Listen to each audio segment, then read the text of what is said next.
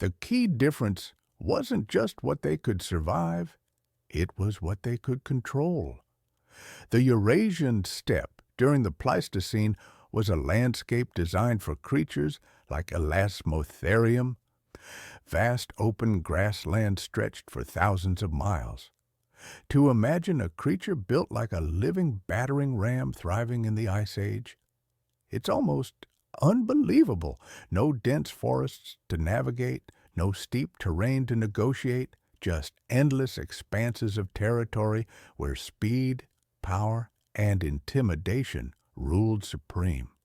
What's remarkable is that Elasmotherium weren't just surviving in these conditions. They were thriving in areas where other megafauna couldn't establish permanent populations. The frozen steppes of Siberia, the windswept plains of Kazakhstan, the harsh grasslands of Central Asia, these were Elasmotherium's hunting grounds. Territories where the combination of extreme cold, sparse vegetation, and brutal competition eliminated most other large herbivores. The secret, as I understand it, lay in their approach to resource management. While mammoth herds required vast areas to support their numbers, moving constantly to find sufficient food, Elasmotherium operated on a different principle entirely. They were territorial specialists, claiming specific ranges and defending them with the kind of aggressive efficiency that made migration unnecessary. That horn wasn't just a weapon. It was a property deed, written in bone and enforced through violence.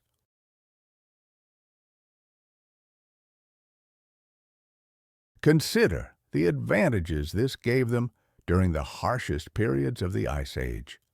When food became scarce and competition intensified, mammoth herds had to keep moving, constantly searching for new feeding grounds while burning precious calories in the process.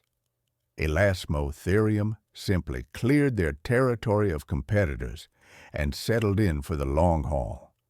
They could access buried vegetation that other creatures couldn't reach, defend prime feeding areas that others couldn't claim, and maintain energy reserves that migration-dependent species couldn't match.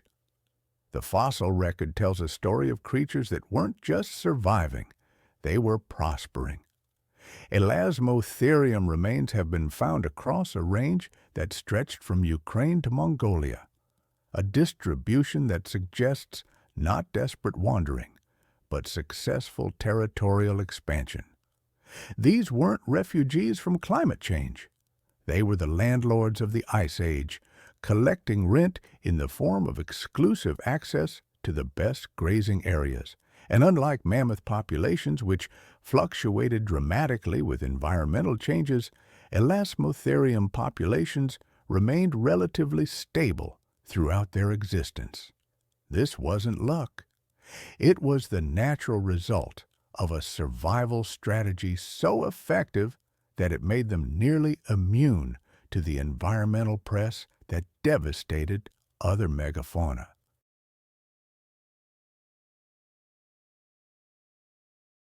For a creature so perfectly adapted to Ice Age conditions, so dominant in its chosen environment, and so well equipped for survival, Elasmotherium's extinction presents one of paleontology's most perplexing mysteries.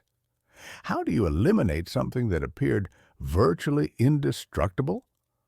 While mammoths managed to survive in various forms until roughly 4,000 years ago, with some populations persisting on isolated islands well into human civilization, Elasmotherium vanished from the fossil record around 39,000 years ago. This wasn't a gradual decline. It was a sudden, complete disappearance that left no descendants and precious few clues about what could have overwhelmed such a formidable creature. The conventional explanation points to climate change, but this theory has some serious problems. Elasmotherium had already survived multiple ice ages, numerous warming periods, and dramatic environmental shifts throughout its history. These were creatures that had proven themselves capable of adapting to changing conditions over millions of years. Why would this particular climate shift prove fatal when so many previous ones had been survived? Some researchers suggest human hunting prey, but again, the evidence doesn't quite add up. While humans were certainly present in Elasmotherium's range during the late Pleistocene, the idea that early human populations could have systematically eliminated creatures this large and dangerous seems optimistic at best.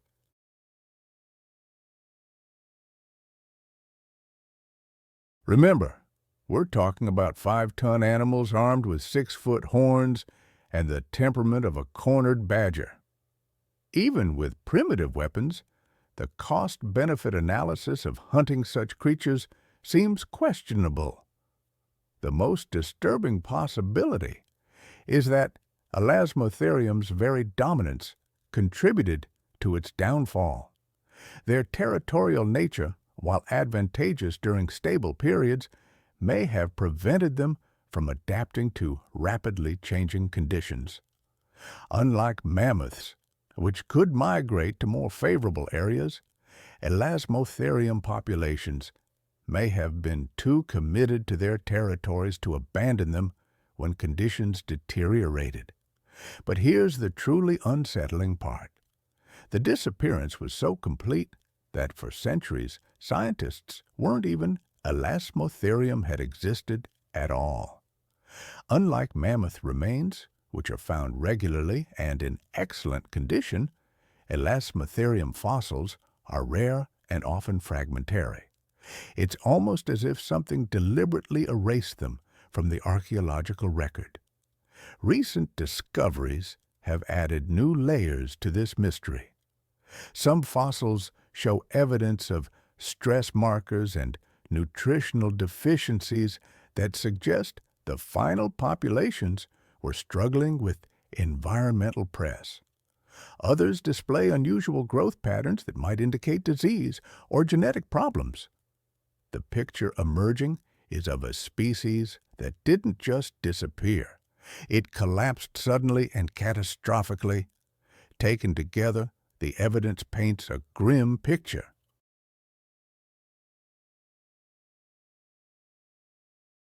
Whatever eliminated Elasmotherium was powerful enough to bring down a creature that had reigned unchallenged for ages, resilient, dominant, and built to endure.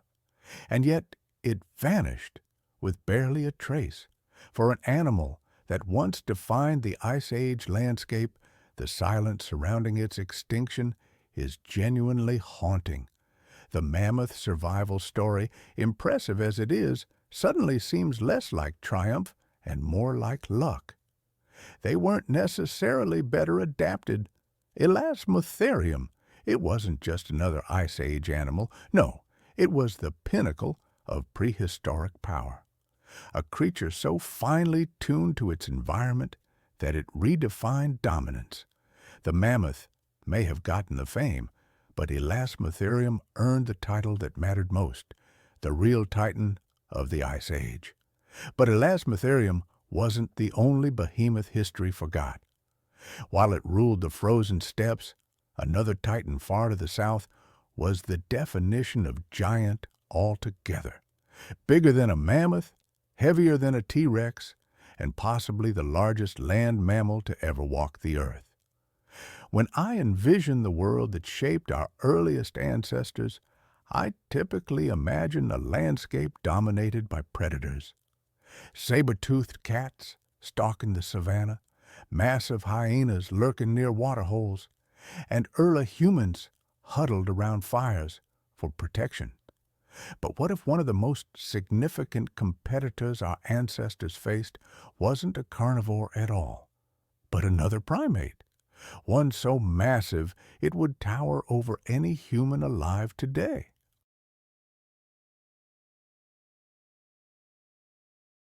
Meet Dinopithecus, the terrible ape of Pleistocene Africa, standing over 1.5 meters, around 5 feet tall when upright, and weighing up to 150 kilograms or 330 pounds, it was nearly 5 times heavier than today's largest baboons. These colossal primates shared the African landscape with Australopithecus, an early Homo species, roughly 3 to 2 million years ago. Yet, despite their imposing presence during this pivotal chapter of prehistory, they remain virtually unknown outside of specialized scientific circles. Dinopithecus belongs to the family Cercopithecidae, the Old World monkeys, rather than the hominoid family. Specifically, it's classified within the subfamily Papionini, alongside modern baboons, geladas, and mangabeys. Despite this taxonomic distance from humans, Dinopithecus represents one of the most remarkable examples of primate gigantism in the fossil record. The genus first entered scientific literature in 1938 when paleontologist Robert Broom described Dinopithecus inans based on fossil remains from Sterkfontein near Pretoria, South Africa. The name itself tells a story. Dino, from the Greek for terrible or fearfully great, Pithecus, meaning ape or monkey, and inans, meaning huge, in Latin. A fitting title for a creature that pushed the boundaries of what we thought primates could become.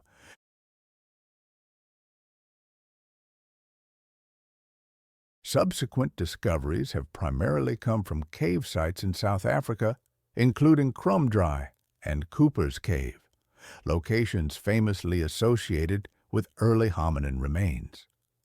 Fossil evidence includes partial skulls, mandibles, and postcranial elements that allow paleontologists to reconstruct its appearance and lifestyle. Most fossils date between 3 and 2 million years ago, placing Dinopithecus firmly in the Pliocene epoch alongside early Australopithecus and Homo species.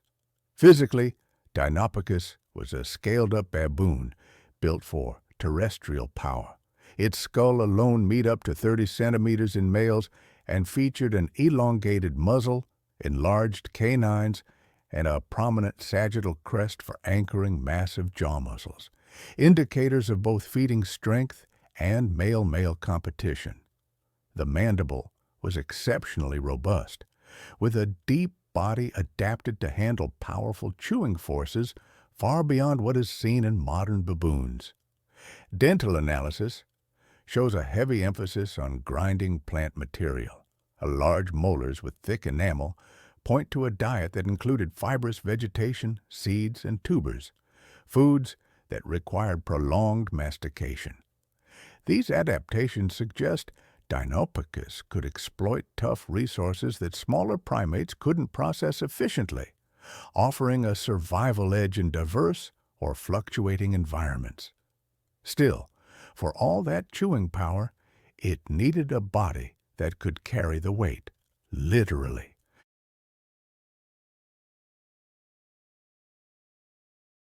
Though fossilized postcranial remains are fragmentary, they leave no doubt.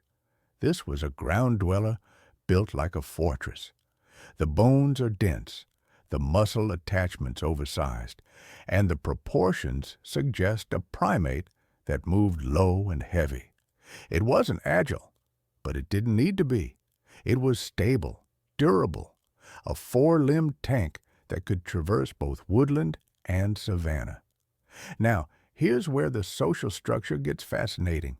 Sexual dimorphism in Dinopithecus was extreme, even more pronounced than in modern baboons. Males may have weighed up to twice as much as females and bore significantly larger canines and cranial crests. This suggests intense male competition, likely involving physical confrontations and dominance displays, a social structure where size directly translated to reproductive success. Yet, all this leaves Dinopithecus somewhere in the middle of its ecosystem. Its size positioned it as a mesopredator, both hunter and hunted. It likely fed on fruits, seeds, roots, and small animals while remaining vulnerable to apex predators like saber-toothed cats or large hyenas. Its bulk, strength, and potential for aggressive defense would have made it a formidable opponent, one that early hominins may have respected, avoided, or even competed with. Modern baboons are notoriously territorial, confrontational, and quick to violence when threatened. And Dinopithecus almost certainly took that to the extreme.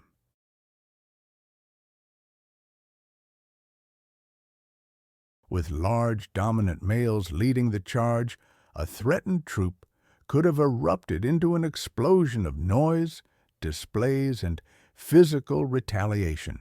Raised hackles, deafening vocalizations, and jaw-clapping would have been the first warning. But if that didn't work, those massive canines weren't just for show. A provoked Dinopithecus, especially a protective male, could have delivered devastating bites and powerful strikes capable of injuring or killing mid-sized predators. Some paleontologists estimate Dinopithecus could have delivered bite forces comparable to those of big cats, perhaps reaching or even exceeding 2,000 pounds of crushing force. I often wonder what it must have been like to face down a Dinopithecus.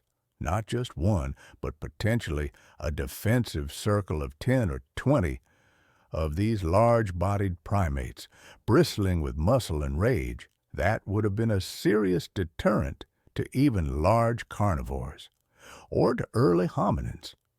This wasn't a creature that backed down easily. It simply didn't need to. During the time when Dinopithecus thrived, South Africa was undergoing significant climatic shifts. For a primate of its exceptional size, these changes brought both unique challenges and new opportunities. Forests were gradually giving way to more open woodlands and grasslands, a transition that favored adaptable, ground-dwelling species.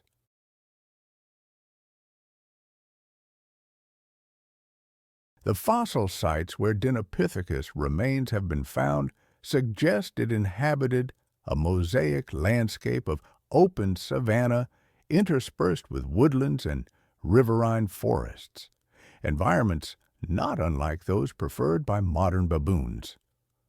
Troop life in Dinopithecus likely mirrored that of modern baboons, but on a far more intimidating scale. These multi-male, multi-female groups were probably structured around rigid dominance hierarchies, with adult males asserting their rank through visual displays and, when necessary, brutal physical confrontations. Some males weighed up to 150 kilos. These clashes were anything but subtle. Adult males likely positioned themselves on the outskirts of the troop, forming a living barrier against potential predators. At dawn, the group would descend from cliffs or tall trees, safe havens used to avoid nocturnal hunters. From there, the day began with movement and lots of eating. Feeding likely consumed much of the daylight hours. Adult males may have needed up to 7 kilograms of plant matter daily. Grasses, seeds, fruits, bulbs, tubers, all requiring tremendous chewing power. While plants formed the base of their diet, they weren't strictly herbivores. Like their modern relatives, Dinopithecus likely supplemented with animal protein, small vertebrates, insects, scavenged carcasses. But here's the twist. With their size and strength, they may have taken things further. Juvenile antelope or the young of larger prey animals weren't out of the question.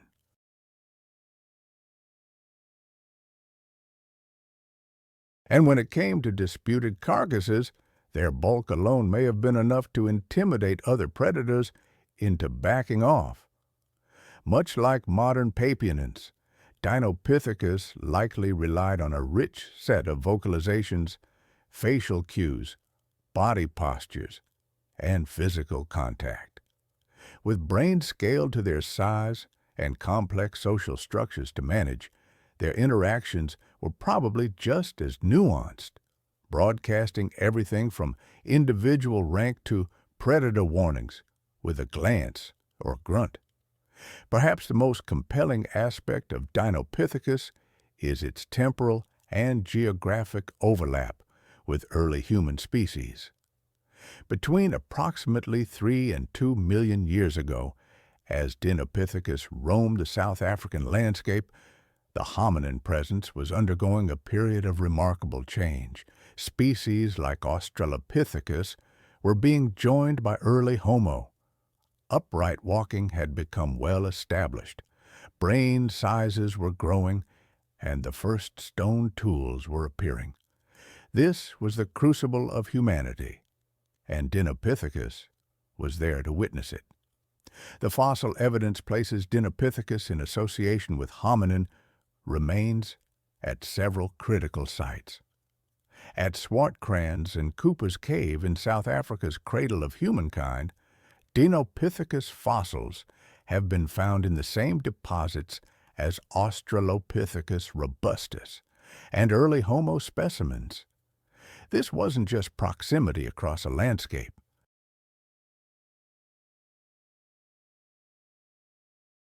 These primates inhabited the same immediate environments, drank from the same water sources, sheltered in the same cave systems, and likely observed each other regularly. The size disparity alone would have created a power imbalance. Early hominins stood approximately 1.2 to 1.5 meters tall and weighed between 30 to 55 kilograms. They would have been significantly outmatched by adult male Dinopithecus, which averaged around 80 kilograms, with larger individuals reaching up to 150 kilograms. Armed with formidable canines and superior upper body strength, even the smaller female Dinopithecus would have presented a physical threat. Competition for resources was inevitable. Both groups were omnivorous, with overlapping dietary preferences, though with different specializations. Early hominins were developing adaptations for a more versatile diet, including meat obtained through scavenging and possibly hunting, while Dinopithecus likely specialized in efficiently processing large quantities of plant materials. Nevertheless, both would have sought out the same high-value food resources, fruits, nuts, tubers, and water sources, creating potential conflict points. It wasn't just diet that brought them into contact. Both groups favored mosaic environments, offering a mix of woodlands for shelter and open areas for foraging. Both likely needed trees or cliff faces for nighttime safety from predators. Both would have been drawn to reliable water sources, particularly during dry seasons.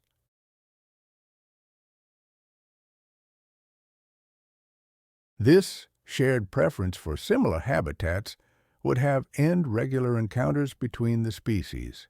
The responses of early hominins to Dinopithecus were likely complex and situational.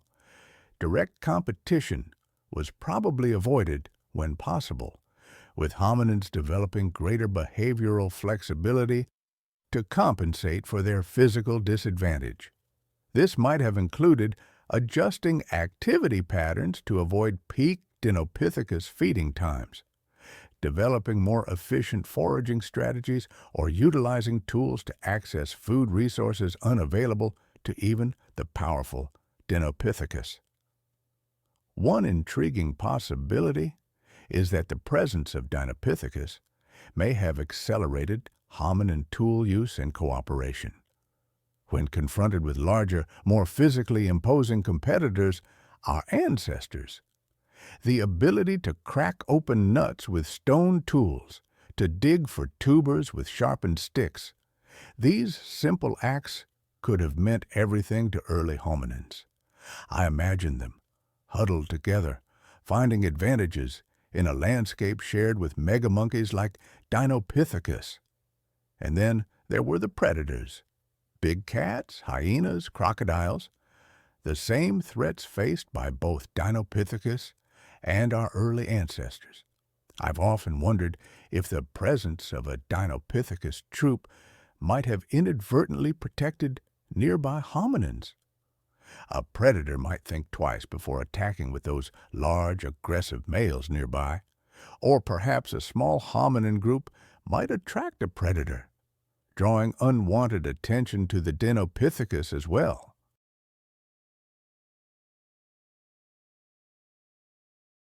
But Dinopithecus eventually vanished around 1.8 to 1.6 million years ago. It seems climate change likely played a significant role, with expanding grasslands and shrinking woodlands disrupting their food and shelter. Competition from smaller, more adaptable baboons probably outpaced them too, especially as the environment began to favor generalists. The rise of Homo erectus only added to these challenges. More advanced tool use, broader diets, and overlapping ecological needs likely intensified the competition for resources. Predation dynamics may have shifted too, and emerging carnivores increased the risks, particularly for the young ones. And while it's harder to confirm, disease could have also contributed. It's often the socially cohesive species that are most vulnerable to outbreaks.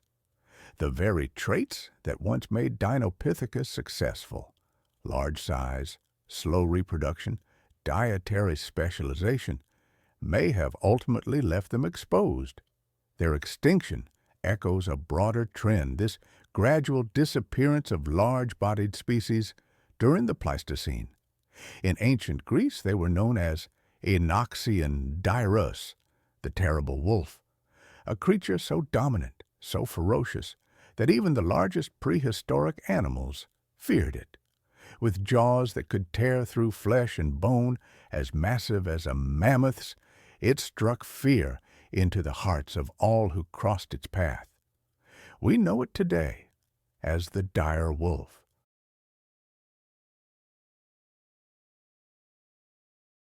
Dire wolves, apex predators of their time, were renowned for their meat-centric diet and intimidating hunting skills. Their dental features, like distinct posterior cuspids and transverse crests, set them apart from other wolf species. It's fascinating how their digestive systems were tailored for processing meat, with short intestines optimized for their carnivorous diet. Their robust skeletons, powerful limbs, and broad chests hinted at their strength and hunting prowess, and their incredible bite force, among the strongest of any canid, enabled them to take down formidable prey with remarkable efficiency. These creatures prowled across diverse landscapes, from the plains of North America to the arid savannas of South America and the steppes of Eastern Asia.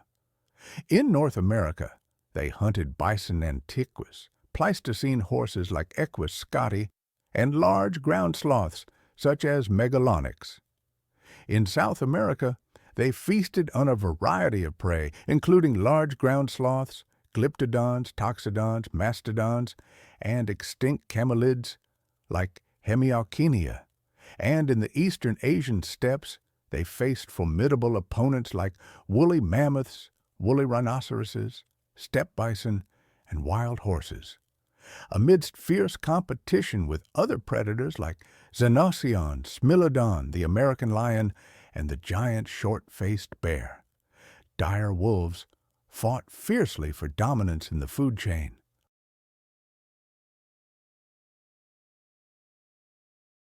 At La Brea, they clashed with predators and scavengers amidst trapped herbivores, showcasing their dominance by outnumbering gray wolves 5-1, demonstrating their resilience in those challenging environments. Living in monogamous pairs and hunting in packs, dire wolves displayed fierce determination and adaptability. Their hunting strategies, tooth breakage rates, and pack dynamics reveal so much about their evolutionary prowess and survival instincts. With their impressive ability to hunt a wide range of prey, their adaptability, their ferocity, and their versatility in diverse environments, the dire wolf truly stood as a ruler of the food chain. The origin of the dire wolf has sparked debate among scientists, with two conflicting theories proposed. The first, supported by fossil morphology, suggests that an expansion of the genus Canis from Eurasia gave rise to the dire wolf. The second theory suggests that the dire wolf emerged from an ancestral lineage native to the Americas, distinct from the genus Canis. Recent advancements in genetic analysis have shed new light on these origins. Back in 1992, scientists tried to extract mitochondrial DNA from the skeletal remains of Anoscian gilda, a close relative of modern wolves. But their efforts were thwarted when tar residue from the La Brea pits stubbornly clung to the bone material.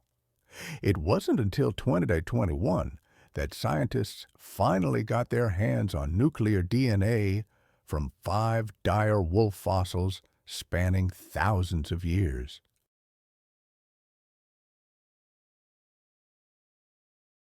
These groundbreaking discoveries revealed the ancient heritage of this magnificent creature. It turns out that dire wolves represent a unique genetic lineage that split from wolf-like canines a staggering 5.7 million years ago.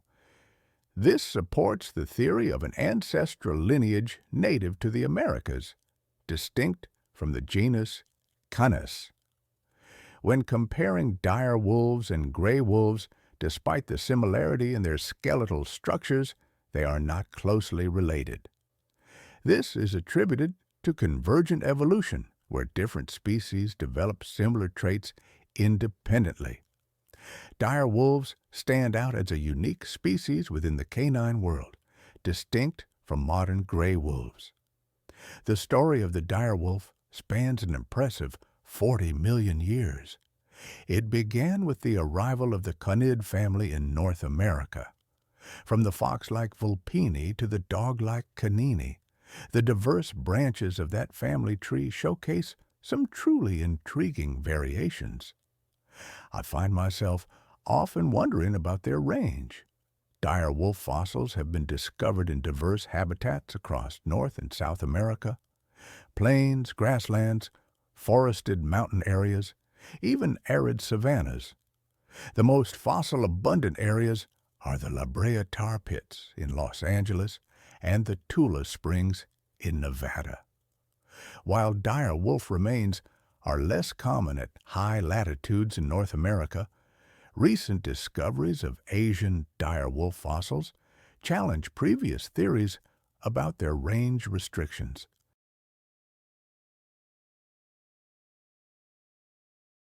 Fossils have been reported in various states in the United States, with major sites located east of the Rocky Mountains.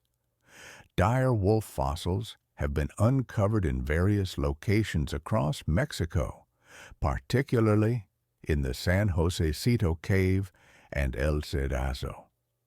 And they've also been found in South America, with specimens dated to less than 17,000 years ago in countries including Venezuela, Peru, Bolivia, Chile, and Ecuador. The discovery of a dire wolf fossil in northeastern China in 2020 suggests a migration route from mid-latitude North America across Beringia into Eurasia, challenging previous assumptions about barriers to their dispersal. Understanding the physical characteristics of dire wolves sheds light on their remarkable adaptations and behaviors. The dire wolf, similar in proportions to modern North American wolves like the Yukon wolf and northwestern wolf, exhibited variations in size and morphology. While some dire wolf specimens from Rancho La Brea were smaller than the largest northern wolves today, others were larger. The dire wolf had smaller feet and a larger head compared to modern wolves of similar body size, with a massive skull characterized by broader dimensions and a higher sagittal crest. Geographic differences in dire wolves were observed, with specimens from California and Mexico showing distinct craniodental features and limb proportions compared to those from east of the Continental Divide.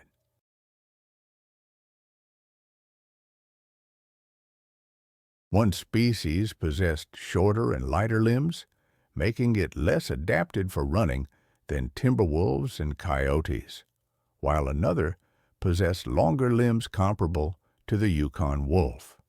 125,000 years ago, dire wolves roamed the earth when the sea level was 8 meters higher than today in the Sangamonian interglacial period.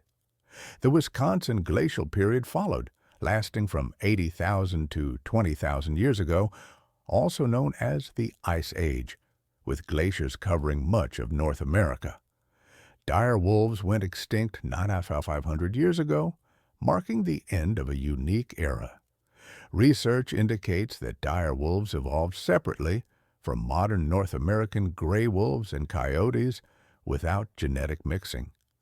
The reasons for their extinction remain debated, likely involving factors such as climate change, competition with other predators, and changes in prey availability. The disappearance of dire wolves marked the end of a unique lineage within the Canada family and potentially altered predator-prey dynamics at the time. Between 125,000 years ago and 9,500 years ago, significant climatic shifts occurred, shaping the environment in which dire wolves lived. These changes, alongside fluctuations in prey populations, likely influenced the dire wolves' survival. Dire wolves existed in diverse habitats, ranging from grasslands to forests, adapting to various environmental conditions. As apex predators, they played a crucial role in regulating ecosystems, impacting the populations of herbivores and smaller predators.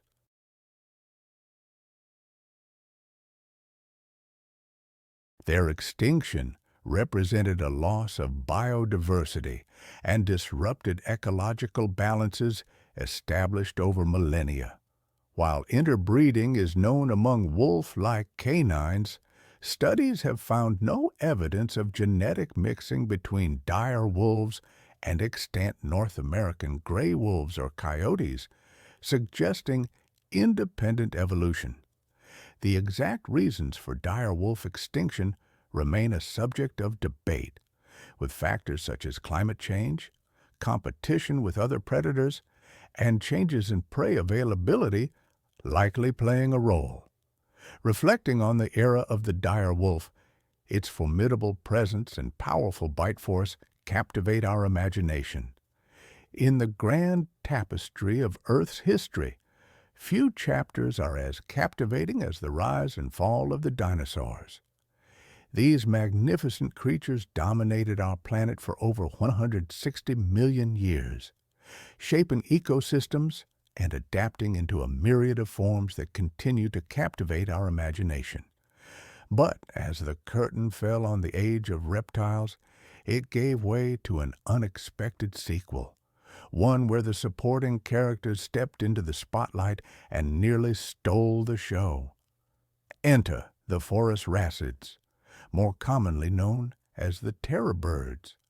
These feathered nightmares emerged from the ashes of the dinosaur extinction, carrying the torch of their terrifying predecessors and proving that nature abhors a vacuum, especially when it comes to apex predators.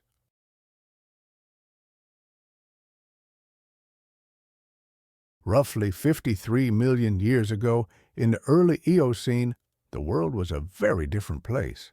A hothouse Earth with lush forests stretching from pole to pole, filled with a diverse range of life forms that emerged after the extinction of the dinosaurs. It was in this steamy, prehistoric paradise that the first terror bird, Paleopsilopterus, made its debut. Standing at a modest height of 1 meter or 3 feet, this Brazilian bird might not have seemed particularly terrifying at first glance. In fact, it was about the same size as a modern-day stork, hardly the stuff of nightmares.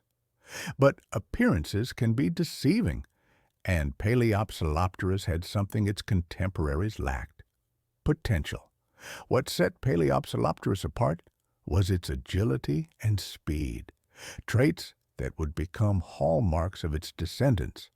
While it may not have been the apex predator of its time, dwarfed by monstrous crocodilians and giant snakes, it was a harbinger of things to come. Little did the other inhabitants of ancient South America know. It's strange to think that for millions of years, terror birds dominated the landscape. Nature seemed to have a very specific and rather large plan for these avian predators. Just 3 million years after Paleopsilus took its first steps, Eleuthernis emerged, standing 50% taller than its ancestor. But Eleuthernis wasn't just about size, it was also about range. While most terror birds stayed in the Americas, Eleuthernis ventured across the sea to Europe.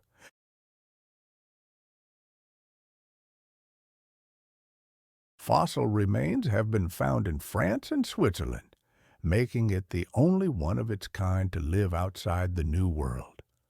Imagine the surprise of early European mammals when this South American terror arrived. As the epochs passed, the terror birds kept growing, adapting, and diversifying.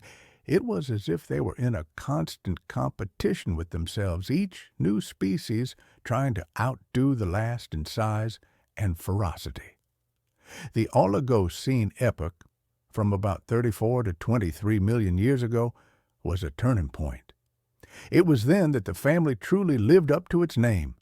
With the emergence of giants that would have given pause to even the bravest prey, like Paraphosaurus. This Brazilian bird was a behemoth, standing 1.4 meters tall and weighing 180 kilograms. That's heavier than the largest living bird today, the ostrich. Paraphosaurus was built like a feathered tank with robust bones that spoke of raw power. Paleontologists believe it hunted using kicks, slashes, and powerful jabs with its sharp beak, a kind of prehistoric mixed martial arts. Paraphosaurus wasn't just a brute, though. Like many terror birds, it likely had a level of intelligence that set it apart. Studies of their brain cases suggest well-developed visual and auditory centers, indicating keen senses that would have made them formidable hunters. But as impressive as Paraphosaurus was, it was just setting the stage for what was to come.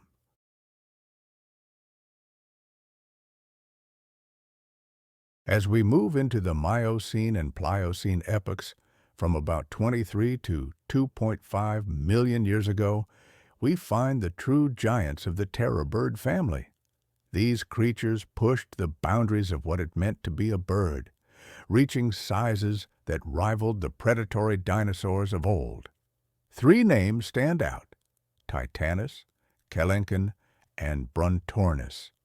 Each represents the pinnacle of the terror bird lineage. Titanus, the youngest and smallest of the trio, was also the most adventurous. While most terror birds stayed in South America, Titanus crossed the newly formed land bridge connecting North and South America during the Great American Interchange. It became the only large South American predator to successfully establish itself in North America, living in what is now the United States, including Texas, Florida, and California. Standing 2 meters tall, Titanus would have been an imposing sight. But as impressive as Titanus was, it was dwarfed by its cousins back in South America. Kelenken, named after a mythological Tehuelche spirit, stood a towering 3 meters tall and weighed around 250 kilograms. This was a bird the size of a grizzly bear, with a head larger than that of a horse and a beak that could crush bone. Recent studies have shown that kelenken and other large terror birds possessed a unique skull structure, the terror bird skull type, that gave them increased bite force and pecking power.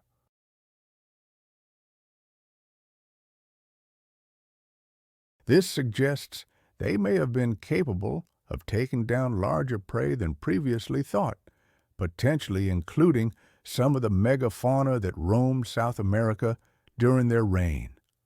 The title of the largest terror bird is still debated, with Brontornis giving kelenken a run for its money.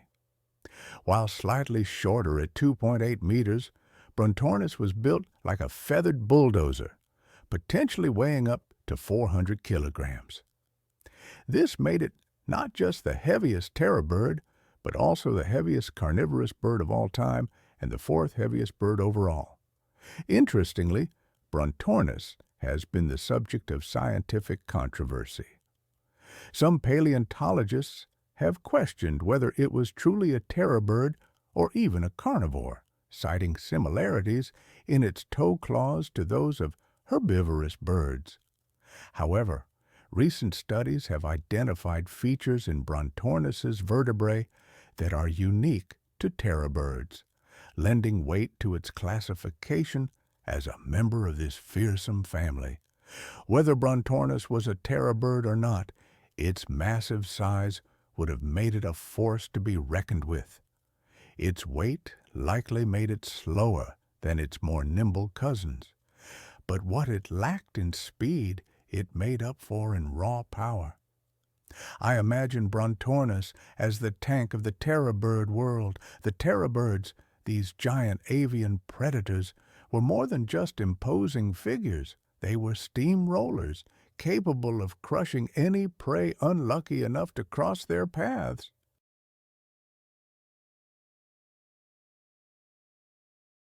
But while size and power played a role for some, like the massive kelenken and Brontornis, many terror birds relied on something else entirely: speed. I've always been fascinated by how evolution shapes creatures to thrive, and the terror bird is a perfect example. Studies of their leg bones reveal a structure remarkably similar to that of modern ostriches. Short thigh bones paired with elongated lower leg and foot bones, a clear sign of high-speed running ability.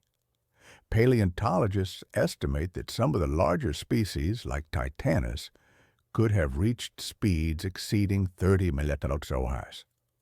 That's faster than Usain Bolt, but imagine him twice as tall and several times as heavy.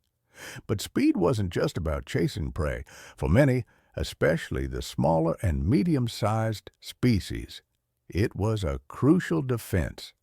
In a world teeming with giant carnivorous mammals and enormous crocodilians, a quick escape could mean the difference between life and death. This combination of speed and size made terror birds incredibly versatile predators, able to adapt to various hunting strategies. Smaller, faster species might have chased down swift prey like small mammals and reptiles, while the larger, more powerful ones could have used ambush tactics or even taken on larger, more dangerous animals. Their imposing size and fearsome beaks often steal the spotlight, but the true power of terror birds lay in their highly developed senses.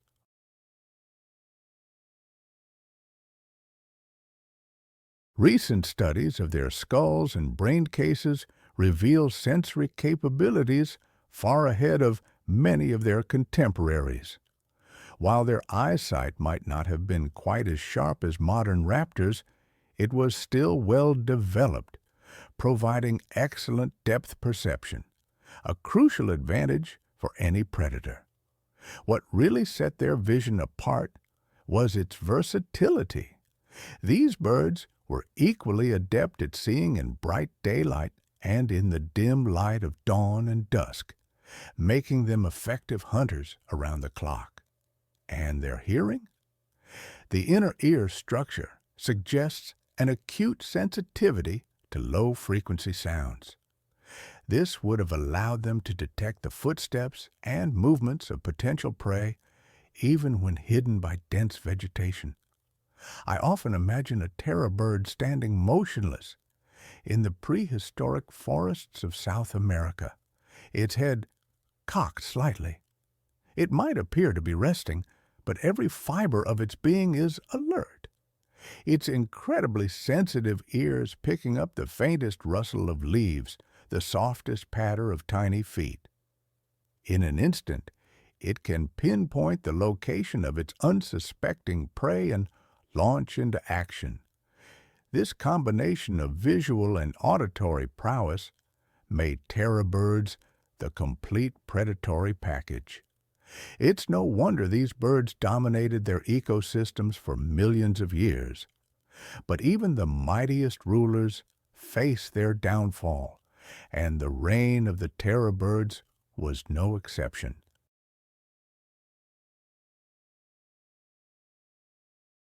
For millions of years, these avian predators had ruled supreme in South America, developing into a diverse array of species that filled various ecological niches. But somewhere along the line, their luck ran out. Traditionally, the extinction of the terror birds was linked to the Great American Interchange, a major paleobiogeographic event that occurred about 2.7 million years ago. This event saw the formation of the Isthmus of Panama, creating a land bridge between North and South America.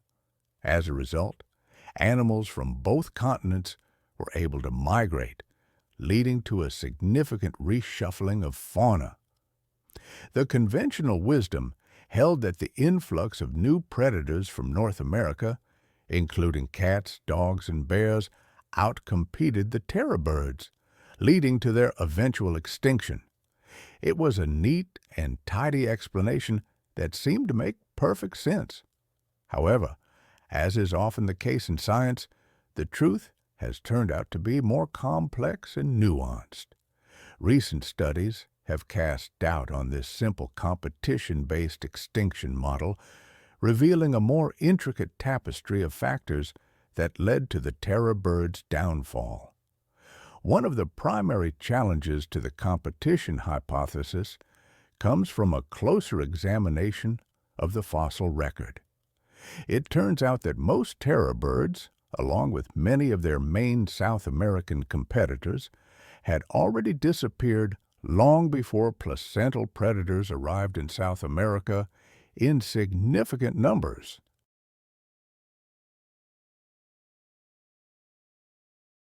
This timing mismatch suggests that something else was at play. Moreover, the success of Titanus in North America serves as a counterpoint to the idea that terror birds couldn't compete with placental mammals. Not only did Titanus successfully expand its range northward during the interchange, but it also managed to coexist with large canids and felines for millions of years. Clearly, at least some terror birds were more than capable of holding their own against mammalian predators. So, if competition alone didn't doom the terror birds, what did? The answer, as is often the case in paleontology, likely involves a complex interplay of factors. Climate change in particular may have played a significant role. From the Oligocene to the Pliocene, Earth's climate was on a long-term cooling trend, culminating in a series of ice ages. This global cooling would have had a profound impact on the ecosystems that terror birds called home. As temperatures dropped and habitats changed, the lush forests that many terror bird species relied on would have given way to more open landscapes. The idea that terror birds survived almost to the cusp of human arrival in South America? It's a thought that stays with me. What would an encounter have been like? Could there be truth in the legends of giant birds that persist in South American folklore? While direct interaction is unlikely, the idea that stories of these creatures were passed down, it's not entirely far-fetched.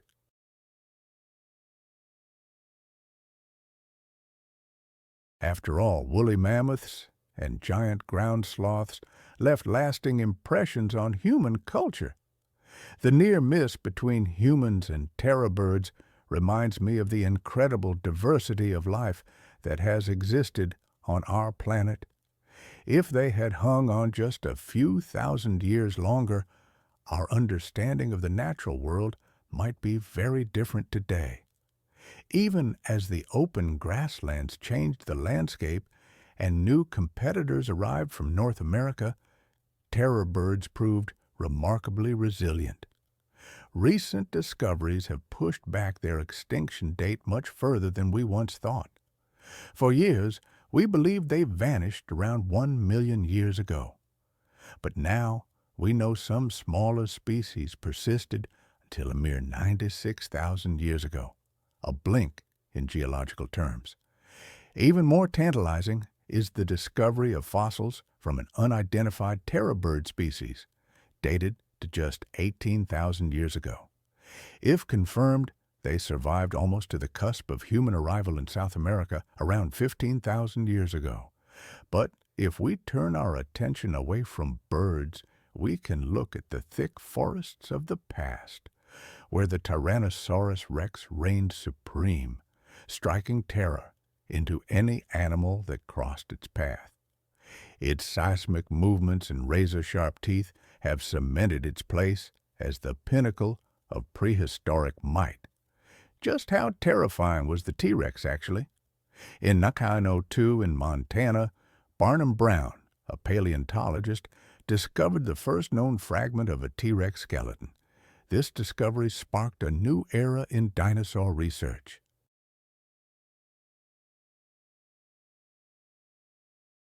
Major finds, like the virtually complete specimen Sioux, discovered in South Dakota, have offered invaluable information on the morphology, behavior, and scientific significance of Tyrannosaurus rex. Through excavation, evaluation, and reconstruction, researchers have pieced together the history of this giant predator and its role as an apex predator during the late Cretaceous period. T-Rex, along with other large theropod dinosaurs like Tarbosaurus and Daspeltosaurus, are classified as members of the subfamily Tyrannosaurini within the family Tyrannosauridae. Tyrannosaurus rex, one of the last and most widely recognized tyrannosaurid species, represents the top predators of the late Cretaceous era and is a key figure in the evolution of dinosaurs. T-Rex boasted a muscular body that could extend up to 12 meters, rivaling the size of a typical school bus. Some paleontological speculations suggest certain specimens exceeded 13 meters, dwarfing any contemporary terrestrial predator. This imposing giant rose to a height of 6 meters at the hips. Imagine this enormous creature with powerful legs bearing the weight of its massive frame, its head lifted high as it surveyed its realm. Estimates suggest a T-Rex could weigh anywhere from 12 to 18 tons, with its skin and flesh covering its massive bones. That's similar to the weight of several small cars compressed into the form of one awe-inspiring predator.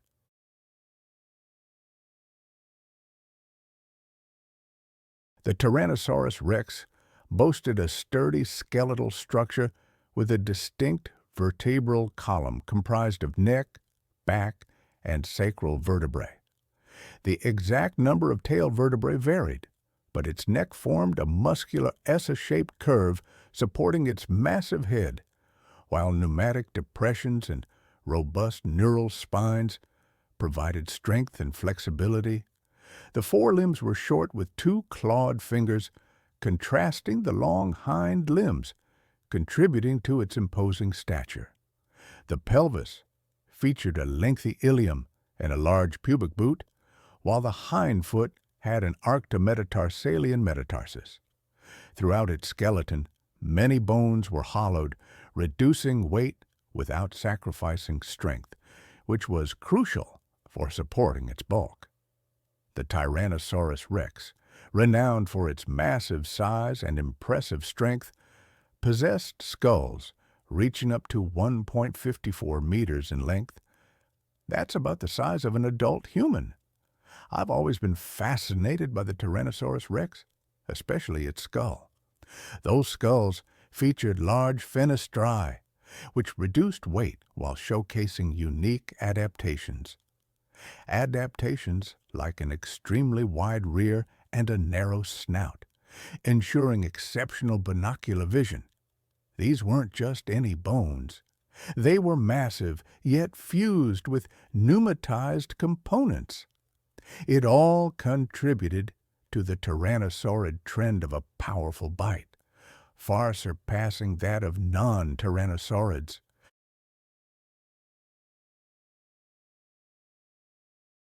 The upper jaw's U-shaped tip allowed for the extraction of more tissue and bone with each bite, though I imagine it heightened stress on the front teeth.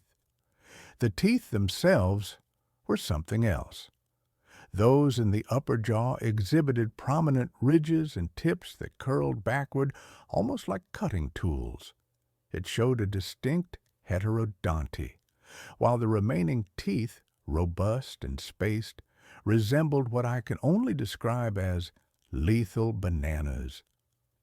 In mature individuals, the upper jaw housed larger teeth than the lower jaw, with the largest tooth discovered measuring a staggering 30.5 centimeters in length, and numerous small openings observed in both the upper and lower jaws suggest potential sensory functions or even indications of external structures. Despite its reputation for massive jaws and teeth, I can't help but think about the T-Rex's disproportionately small arms. For a long time, they were written off. But some speculate these weren't useless remains at all, but deadly weapons used in hand-to-hand combat. Paleontologist Stephen Stanley proposes they were lethal weapons. Just 3 feet long, they had crescent-shaped claws sharpened to a razor edge, capable of causing deadly injuries to unsuspecting prey. I try to picture the moment. The T-Rex advances, huge head hanging above, strong front limbs making rapid slashing movements, cutting through tissue and muscle with frightening accuracy.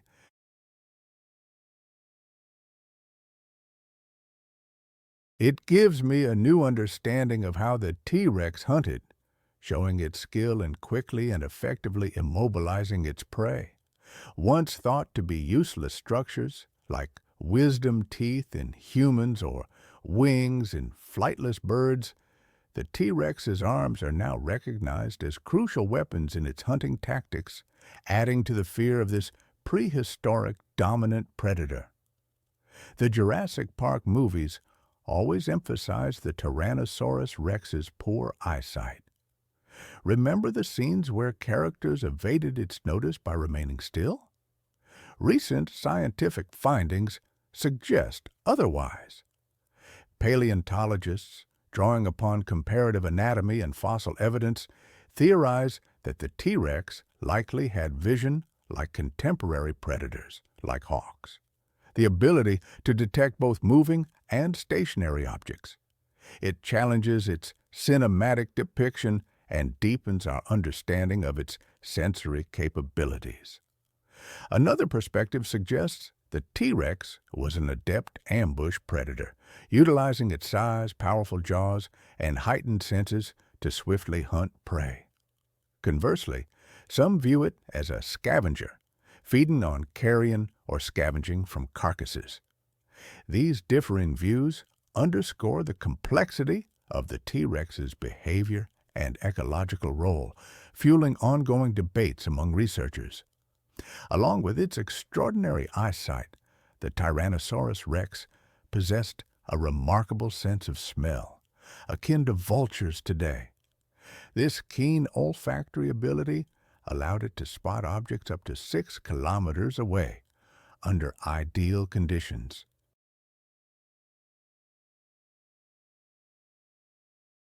And in addition to its sharp senses, the T-Rex excelled at hunting due to its quick speed.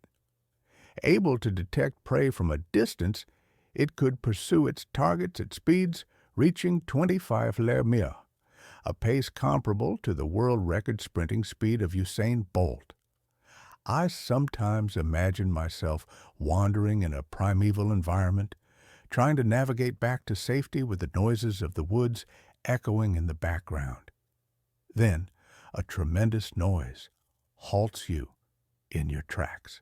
The Tyrannosaurus rex is approaching, causing your heart to race. Desperately trying to escape the advancing creature, you sprint frantically, your feet pounding on the forest floor, yet you feel the earth tremble under your feet as the T-Rex closes in. Glancing back, you see its massive silhouette with gleaming sharp teeth under the sun's rays. Realizing no escape, the T-Rex's jaws close on you with incredible force. 50 to 60 teeth, each as big as a banana, pierce your skin simultaneously, sending waves of agony through your body. In that horrifying moment, you experience the true terror of being hunted by the most formidable predator to ever roam the earth. The feeding and diet of the Tyrannosaurus rex were integral to its dominance as a top predator during the late Cretaceous period. With its massive size and powerful jaws filled with serrated teeth, T-Rex was a formidable carnivore.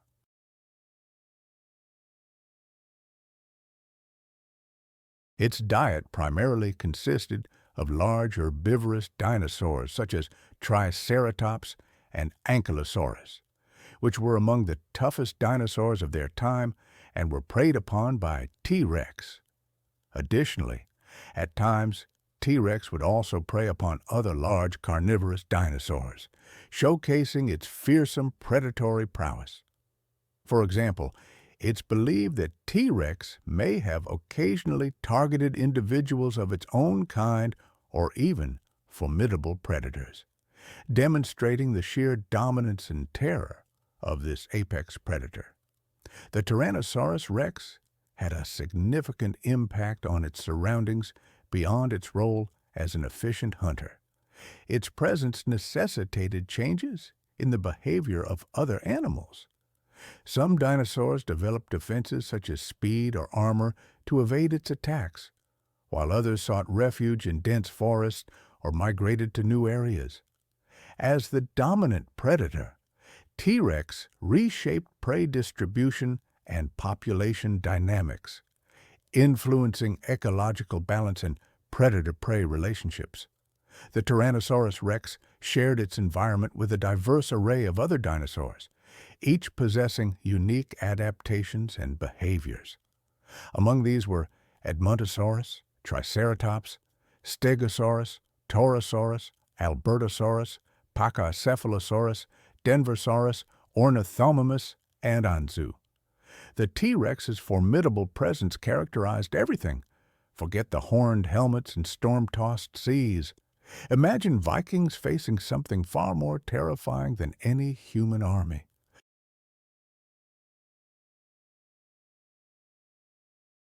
Creatures so colossal and powerful they seemed ripped from legend.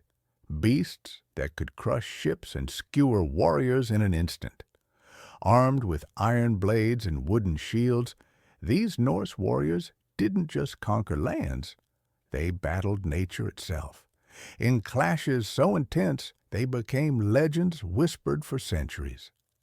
As a historian, those whispered legends are what fascinate me most. The first beast our Norse ancestors regularly encountered was the magnificent aurochs, wild cattle unlike anything alive today. Standing at a towering 6 feet at the shoulder, these weren't your typical farm animals. A full-grown aurochs bull could weigh over 2,200 pounds, a muscular frame that dwarfed even the largest modern cattle breeds. What made them truly intimidating were their enormous horns, curved weapons that could span over 3 feet from tip to tip. These weren't just defensive tools, but perfectly designed killing instruments. The forward-facing orientation allowed bulls to charge directly at threats with enough force to impale a fully armored warrior or even flip a small boat. Archaeological evidence suggests that aurochs' horns were often kept as trophies after successful hunts, becoming drinking vessels for the most prestigious Viking warriors. The relationship between Vikings and aurochs was more than just survival. It was woven into their very culture, leaving a mark on Norse art, symbolism, and even the warrior mindset.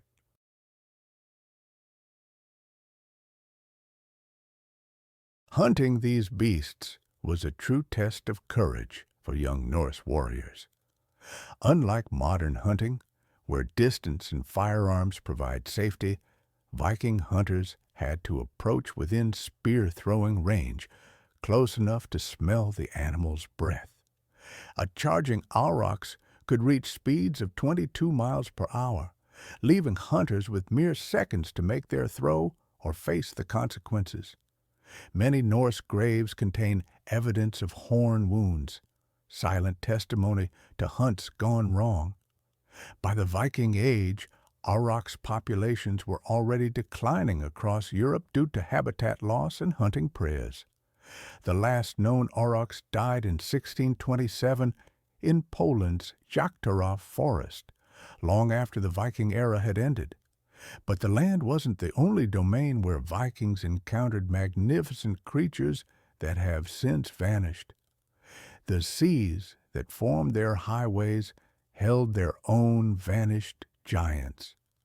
If you sailed with Vikings across the North Atlantic, you would have witnessed an extraordinary sight along rocky coastlines, colonies of thousands of black and white birds standing upright like tiny sentinels.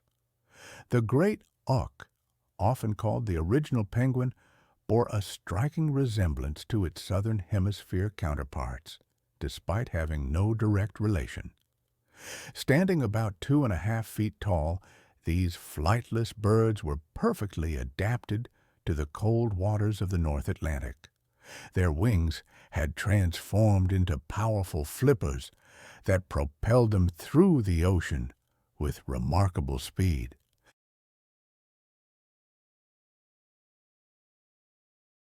Measurements based on similar birds suggest they could fly underwater at up to 22 miles per hour.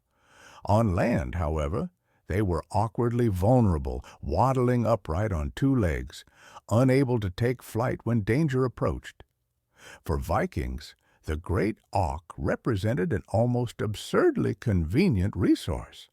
Unlike most prey that required chasing, these birds couldn't flee effectively on land. Norse seafarers could simply walk among nesting colonies and select their victims. Archaeological evidence from Viking settlements in Iceland, Greenland, and the Faroe Islands reveals vast quantities of great auk bones in kitchen middens, often showing cut marks consistent with meat removal. The great auk's waterproof feathers were prized for insulation and bedding. Its fat provided lamp oil, and its beaks became decorative items. A Viking burial in Norway even featured a necklace with 5 great auk beaks, hinting at both symbolic and practical value. Ironically, the bird's marine adaptations made it vulnerable, breeding only on a few remote islands, laying a single egg on rocky ground. By the Viking Age, human hunting had already forced some colonies to vanish. The great auk's final extinction didn't occur until 1844, when the last confirmed pair was killed on the island of Elde off Iceland, a sad epilogue to a relationship that began when the first Norse ships reached their breeding grounds.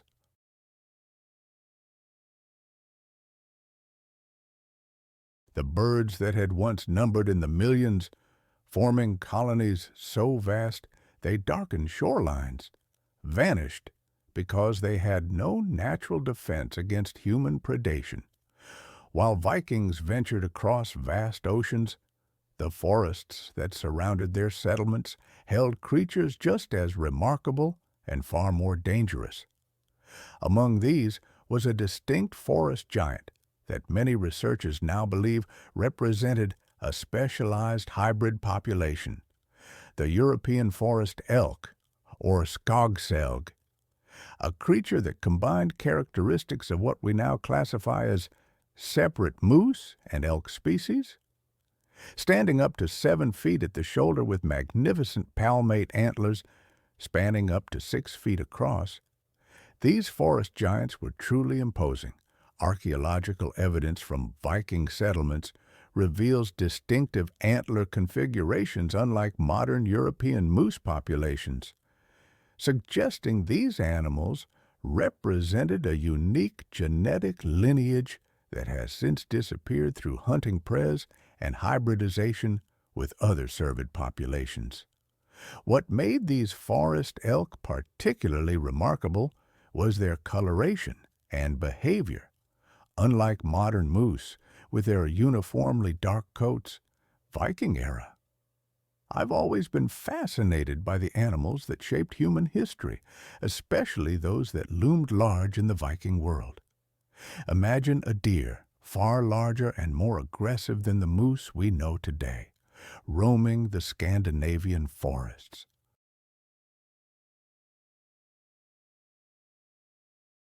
Cave paintings even suggest these creatures had distinctive light patches on their sides and shoulders, camouflage for the dappled forest light. These massive deer were more than just impressive. They were vital to Viking survival. A single animal could yield over 500 kilos, that's 1,100 labi, of meat, enough to feed a small village for weeks through the harsh northern winters. Their hides, tougher than cattle leather, were prized for shields, boats, and winter clothing. But perhaps most valued were their enormous antlers, transformed by Viking craftsmen into tools, weapons, and even drinking horns for feasts. By the late Viking Age, though, these populations were already declining. The combination of intensive hunting and forest clearing fragmented their habitat. Encounters became increasingly rare, with medieval sources describing them as creatures of the remote wilderness. But these forest giants weren't the only creatures shaping Viking survival. Deep within Scandinavia's icy rivers swam another unexpected powerhouse, one that proved just as valuable and equally dangerous.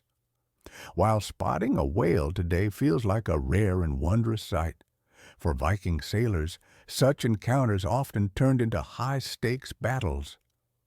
Gray whales were a valuable prize, offering meat, oil, and bone. But hunting them meant rowing dangerously close, where a single thrash of the whale's tail could shatter a longship.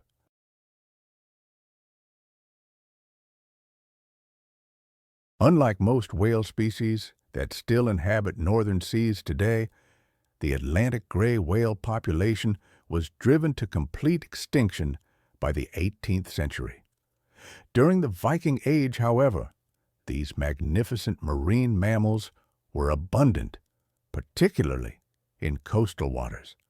Atlantic gray whales reached lengths of 14 to 15 meters, comparable to modern gray whales in the Pacific, and weighed up to 36 tons, roughly the size of a Viking longship, a comparison that wouldn't have been lost on Norse seafarers. Their mottled gray coloration, often covered with barnacles and whale lice, gave them a distinctive appearance that featured in Norse deions of sea creatures. What made gray whales unique among the cetaceans Vikings encountered was their feeding strategy. Unlike deep-diving species, gray whales were bottom feeders, plowing the sea floor for small invertebrates and creating massive mud plumes visible from the surface. This habit brought them into shallow coastal waters, precisely where Viking ships operated most frequently. For Norse communities, gray whales represented an extraordinary bounty when successfully hunted. A single whale could yield up to 20 tons of meat and blubber, enough to feed an entire Viking settlement through the harsh northern winter. Archaeological evidence shows specialized bone tools designed specifically for processing whale meat alongside huge cooking pits that could only have been used for creatures of this size.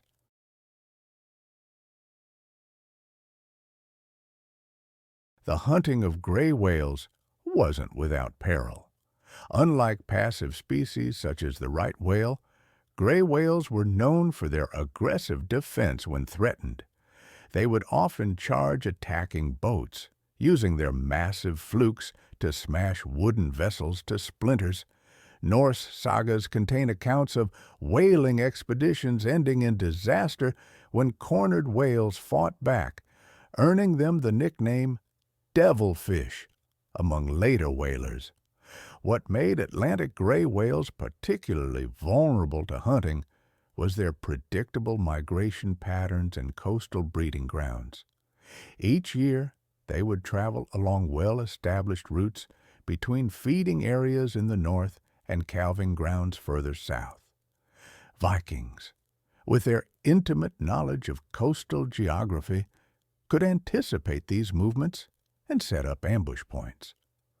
By the late Viking Age, gray whale populations were already showing signs of depletion in areas of heaviest Norse settlement. The combination of increased whaling efficiency and the species' low reproductive rate set the stage for their eventual disappearance from Atlantic waters. But while Vikings battled colossal whales at sea, their struggles didn't end once they reached dry land. For the forests of Britain were home to predators just as fierce and far less predictable.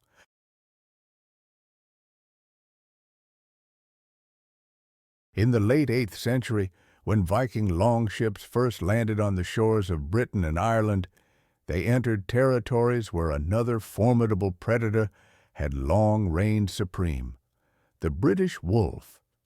These wolves, genetically distinct from their Scandinavian cousins, had dominated the British Isles for thousands of years before Norse settlers arrived to carve out new kingdoms.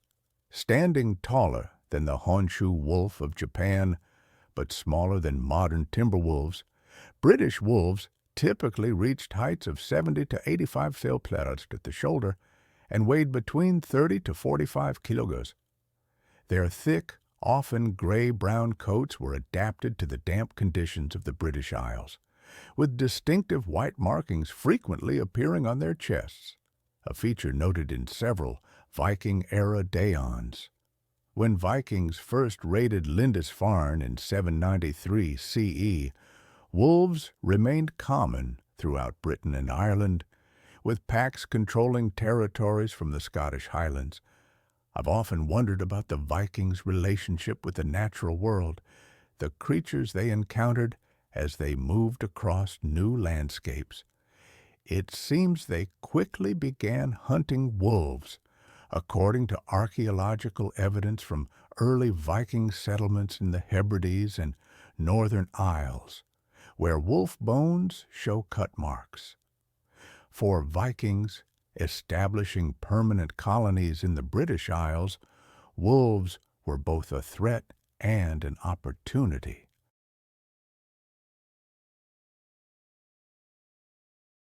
Their attacks on livestock, especially sheep, central to the Norse economy in places like the Orkneys and Hebrides, made them natural enemies. Yet, Viking warriors also respected the predator's hunting prowess and pack coordination, qualities they themselves valued in battle. This complex relationship shows up in Norse place names still found across former Viking territories in Britain. Places like Olvadale, Wolf Valley in Cumbria, and Wolf Hill in Perthshire mark areas where Norse settlers frequently encountered these predators. Several Viking-era runestones discovered in northern England depict wolf hunts, suggesting these dangerous pursuits held ceremonial significance for warriors establishing their prowess in new lands. British wolves also left their mark on Viking folklore. As Norse settlers integrated with local populations, they adopted and transformed Celtic wolf myths into their own traditions. The wolf warrior connection strengthened with berserkers sometimes described wearing wolf pelts rather than bear skins. The fate of British wolves, however, was sealed not by Vikings, but by their descendants. As Norse settlements transitioned into medieval kingdoms, systematic wolf extermination became policy. The process began during the Viking Age but accelerated afterward, with the last wolves in England eliminated during the 15th century and Scotland's final wolves hanging on until the 17th century.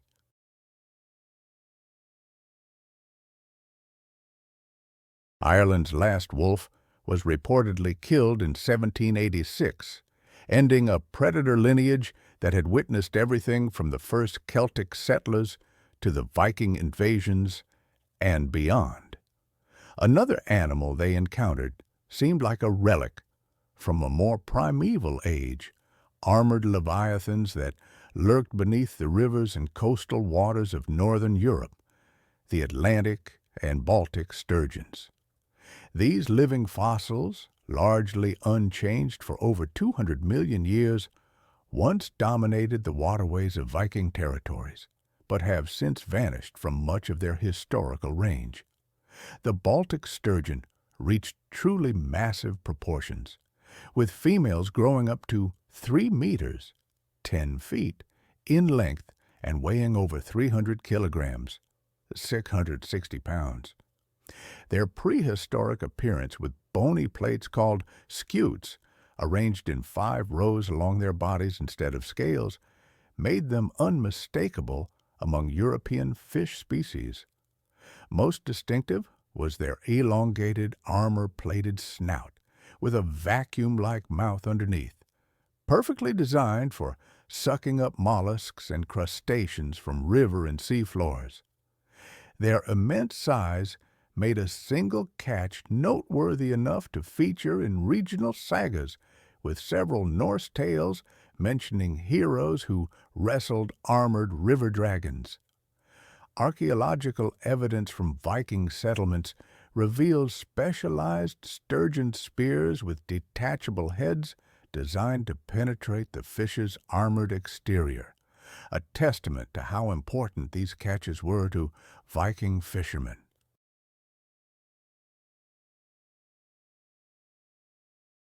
Beyond their meat, sturgeons offered multiple valuable resources. Their swim bladders were processed into isinglass, used for clarifying beer and wine, as well as for making a powerful adhesive. Their cartilaginous skeletons, when boiled, produced a gelatin used in Viking medicine for joint ailments. Most prized was sturgeon roe, caviar, which became a delicacy reserved for jarls and kings. By the late Viking Age, sturgeon populations were already in decline in heavily settled areas. Their slow reproduction, females maturing at 15 to 20 years, made them vulnerable to overfishing. Predictable spawning runs and their habit of basking near the surface made them easy targets. In the medieval period, dams blocked spawning routes and pollution worsened their plight.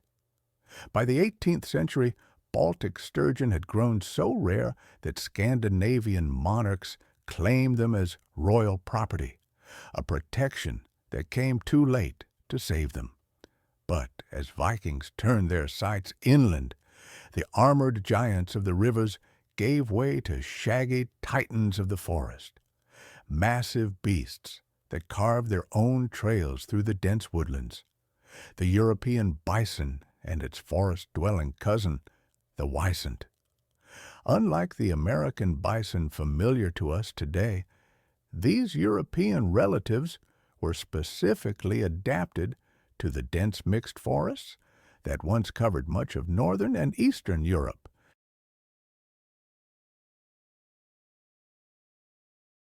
Standing up to 1.9 meters, 6.2 feet at the shoulder, and weighing over 900 kilograms, 2,000 pounds, the European bison was the heaviest land animal in Europe during the Viking Age. Bulls developed massive shoulder humps covered with shaggy dark brown fur that contrasted with the lighter coat on their lower bodies. Their distinctive curved horns, though shorter than those of the aurochs, were equally dangerous when the animal charged. Unlike grassland bison, these woodland giants could navigate between trees with surprising agility, using their powerful bodies to create paths through the densest undergrowth. These natural trails, maintained over generations of use, became known to Vikings as bison roads, reliable routes through otherwise impenetrable forest that human travelers would follow. For Viking communities pushing into new territories, these massive herbivores represented both opportunity and challenge. A successful bison hunt could provide meat for an entire village for weeks, along with hides thick enough to stop arrows, making them prized material for shields and winter clothing. The distinctive hump contained concentrated fat reserves that produced high-quality oil for lamps and waterproofing. However, hunting these forest behemoths was extraordinarily dangerous. Unlike deer or smaller game, wounded bison would typically. The Viking sagas tell grim tales of entire hunting parties wiped out by enraged bulls. I can only imagine the terror of facing such a beast.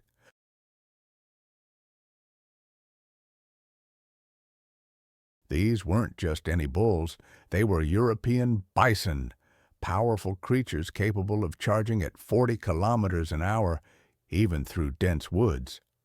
A single charge could be lethal. By the late Viking Age, these bison were already dwindling across Europe. Intensive hunting and the clearing of forests for farming forced them into smaller and smaller areas. It's a story we've seen repeated throughout history. Unlike the aurochs, however, the European bison narrowly avoided total extinction. A small group survived in the Białowieża forest between Poland and Belarus. Today, about 7,000 descendants still live there, a direct link to the forest giants that Vikings once hunted. It's sobering to think that the world the Vikings knew was disappearing even as they explored and settled. The animals that shaped their world were fading into memory, driven to extinction by the very expansion and climate changes that defined the Viking Age.